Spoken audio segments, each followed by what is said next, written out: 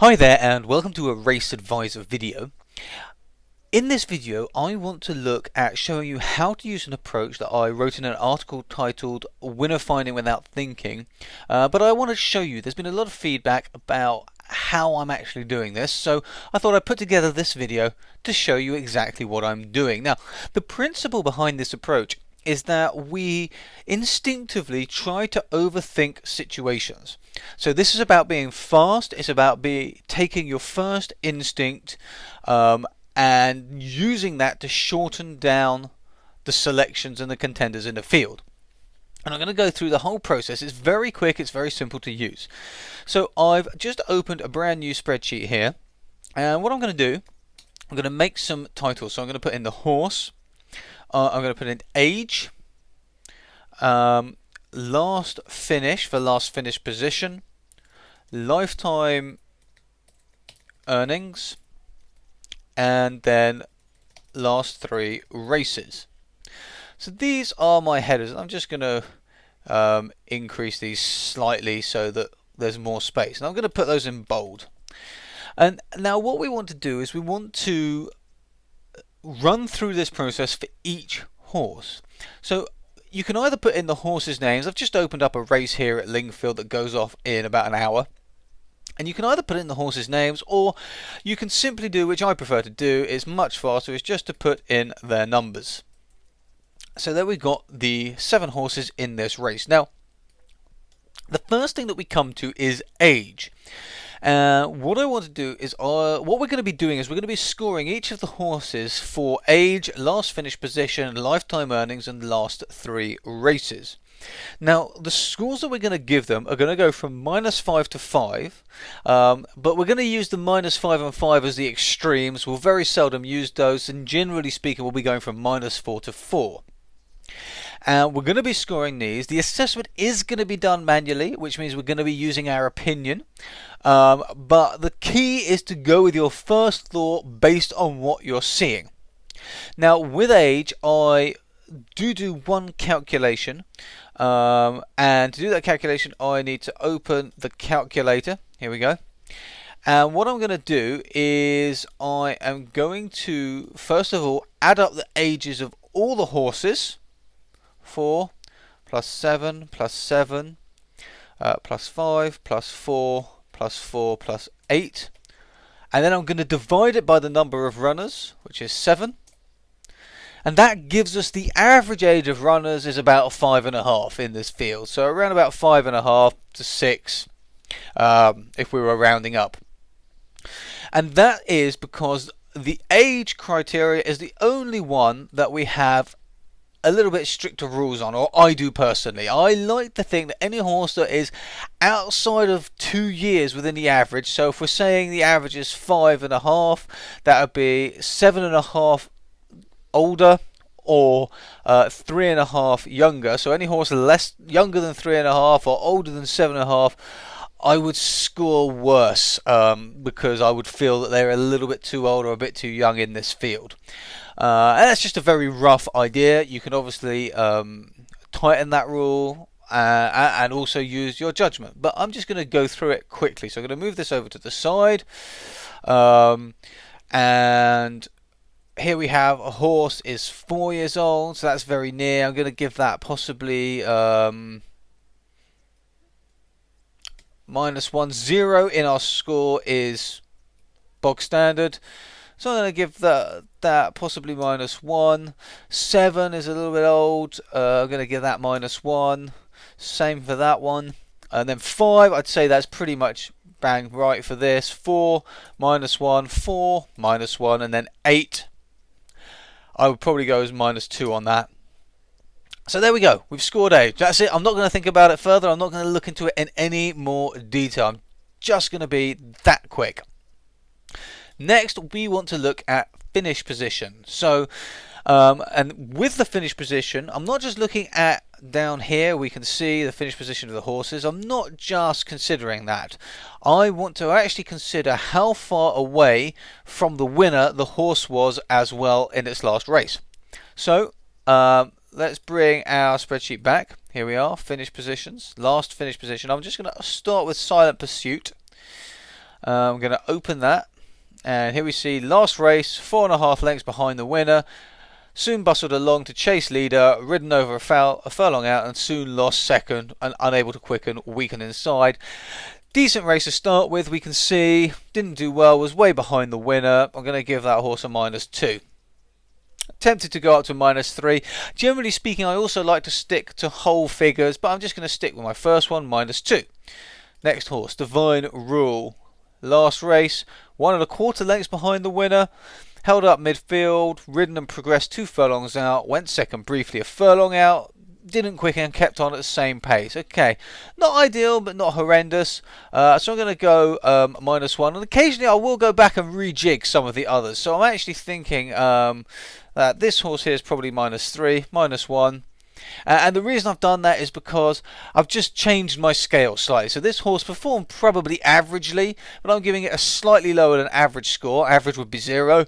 I'm giving it a slightly lower than average score, so I'm just rejigging the one above it to keep in line with that. Here we go. 3.5 lengths behind winner. Led, driven 2 lengths clear, and then faded.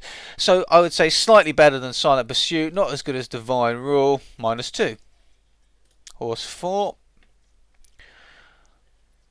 1.5 lengths behind winner. Soon pushed along, well off the pace, stayed on well, but couldn't reach the leaders. I'd say that's a decent performance. Didn't come that far behind. I'm going to give him a 0. Pretty much a bog standard average performance. 2 lengths behind the winner. Held up. Made some headway.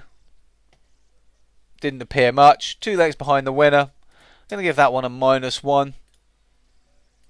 Horse 6. 3.5 lengths behind the winner.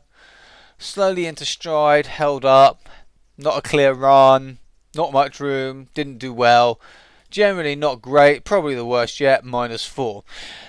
Then the last one, Cuthbert, and you can see we're just going through these quickly. We're not agonising over decisions or anything like that. Chase leaders, couldn't quicken, and then weakened.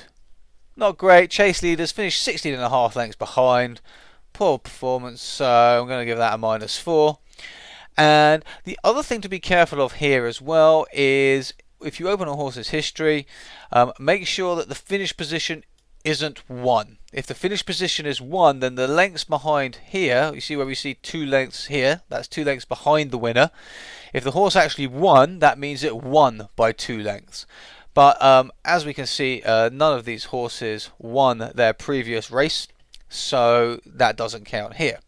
So we finished 2, and now we want lifetime earnings. And again, we go through these quickly, but what I'm looking at in lifetime earning is both how much the horse has won, but also how long ago it was and how relevant it was to today's race. So you can see today's race, the winner gets 2,500 nearly for a total prize pool of just under 4,000. So we open Silent Pursuit, horse 1. Up the top here we get earnings, and we can see here that this horse has earned on the all-weather just under £1,000. That's relevant to today's race, but it's been second and thirds only. That's quite relevant to today's race. I'm going to give that horse a score of 2. It has earned something. It's earned something on today's race type, and it was relatively recently. We can see here 2 in the 3, 12th of December, and this one was a little while ago, but it's won something recently. Horse 2. Again, we're going through these, we're rattling through these. Earnings are way high. I mean, look at this, 14,000 here, of which 8,000 come from winning races. It won a race only a couple of months ago. Really strong performance. So I'm going to give this horse a 4. And this is where, after the first 2, you can rejig the first one if you want. So if I'd given this a 3, I might have rejigged this to a 1 so that they're all within similar. Instead, I've opted to give the first one a 2, the second one a 4, and I think that's a fair distance between the 2 horses. That's the only rejigging allowed. We're not rejigging for our assessment on what we've just looked at. We're rejigging so that the balance between the 2 makes sense. Now here we've got a horse, 18,000, 15,000 of which came from winnings on the all-weather. That's really good. But if we look down here, it hasn't won since February 14. It's been a little while. So it's had good winnings, but not recently. So I'm going to give that a 3 because the winnings weren't recent. Moving on to horse 4. Less earnings, significantly on all weather, but most of them were winnings as opposed to places, but hasn't won since the 27th of November 2013, so that's not great. It's been a while. It hasn't got huge figures. I'm going to give that a 1 because it has actually won. In fact, I'm going to give it a 0. It's very average and it's not recent. Table 410. Here we go, all weather. Low earnings here, all places, but it had a place recently, so again, yeah, it's pretty poor. Recent, do we want to give this horse a negative? Not really, because it has won something, but I would say that's an average. And in order to make the other one match, just to keep it within the differences within, I'm going to give horse 5 a 1 because it had earned more. They were from winnings, but it was a while ago. This horse has earned a lot less. They're only from places, but they were recent. So just to keep those evenly spread out between each other with what they mean. Dream and Hope, here we go. Just over 2,000 in earnings on all weather. Just under 2,000 it was come from winnings. It was only a few months ago it won a race. That's pretty good. I'd say that's looking strong. Could be more, but I'd say that's quite strong. I'd give that a 3. Horse 7. And again, these are just my gut feelings as we're looking at stuff. Nearly 11,000 on the all-weather, over 8,000 comes from winnings, but if we look down here, we haven't had a win since May 2013. I would have given this horse a 3. I'm probably going to downgrade it to a 1 because it's been a long time since it actually got those winnings. There we go. That's the lifetime earnings done quickly, effectively, simply. Now finally we're going to go through the last 3 races here, very similar to the last finish. We want to look how far behind the winner they were and whether the race conditions were similar. Notice that the distance was 7 furlongs and we're on the all-weather in this race. So we open horse 1 again, and here we are, we've got the list. We can see last 3 races were Wolverhampton Standard, Standard there, and Good. So we've got 2 all-weathers, 1 not. 4.5 lengths, 1.5 lengths, 24 lengths. That's not great. I'm going to give that horse a -1. Divine Rule. Last 3 races, all on all-weather. Basically all over similar distances, 7-8 lengths. 7-8 furlongs.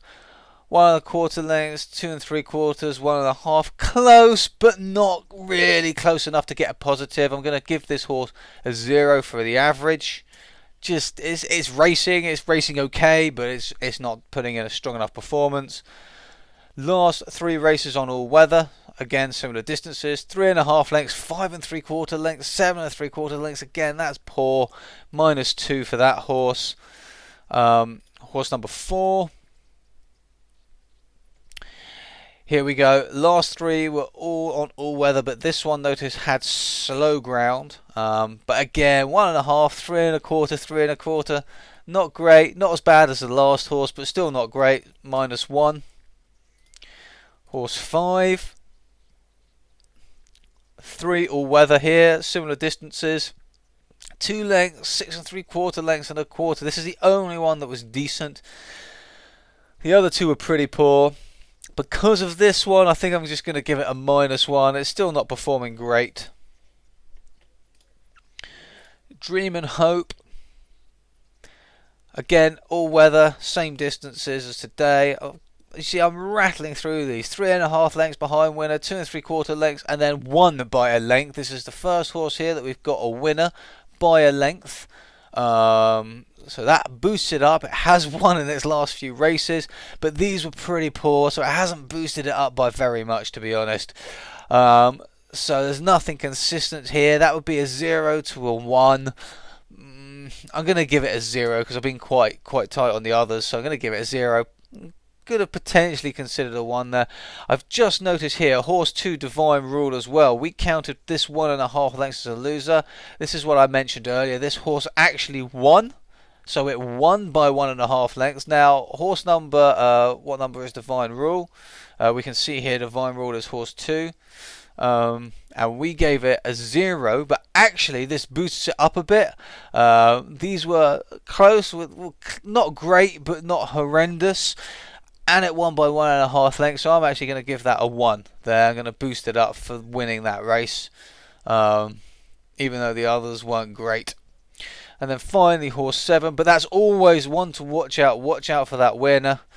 It's very easy, as you've just seen, to be looking at the lengths and miss this finish position completely when we're going through them so fast. So we've got 3 here, all weather, similar distances, but look at these distance behind winner, 16.5, 16.5 and 15 lengths behind winner. I mean, that is really poor. That's gonna, do you know, I'm even gonna give that a -5. That's the worst. I mean, it doesn't get much worse than that. So, and there we have it. We have scored these horses. It's been very quick, and now I'm going to make a new column called total, and very simply I'm going to go equals the sum of all of these 4 rows, not the horse number, the age, the last finish, the lifetime earnings in the 3 races, and press enter, and that's going to add all of these together, give me a total. I'm going to copy that formula down so we have it for each horse, and here we have now a very quick guide to the horses, and we can see immediately horse 2 looks to be the strongest, with horse 5 following, with horse 4 following. Let me highlight these to make it easier to see. So these 2 look to be the strongest, followed by these 4 are all very, very much of a muchness. Oh, sorry, I didn't do the rows there.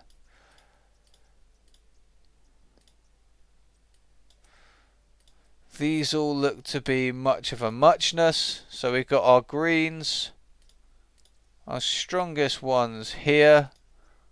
And those colours are a bit similar, I do apologise. Let me make that a bit clearer. There we go.